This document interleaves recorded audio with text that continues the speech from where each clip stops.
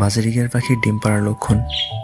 আজকে কথা বলবো বাজরিগার পাখির ডিম পাড়ার আগে যে লক্ষণগুলো প্রকাশ করে তা নিয়ে, যাতে আপনি বুঝতে পারেন আপনার পাখির ডিম পাড়ার সময় হয়েছে কিনা।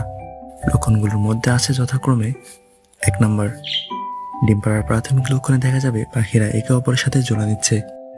এ সময় তাদের আচরণে কিছু পরিবর্তন দেখে বিষয়টি নিশ্চিত হওয়া যায়। প্রায় সময় ছেলে পাখিরা খাবার গ্রহণ করবে এবং মেয়ে পাখিটাকে খাওয়াই দেবে, এবং তাদের মধ্যে নাচানাচির একটা স্বভাব দেখা যাবে। এছাড়াও ছেলে ও মেয়ে পাখি পরস্পরকে ঠোঁট দিয়ে চুলকায় দিবে, এমনটা দেখা যাবে।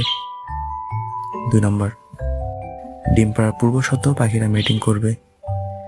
মিটিংয়ের 15 দিনের মধ্যে বাজরিগার পাখি ডিম পাড়ে।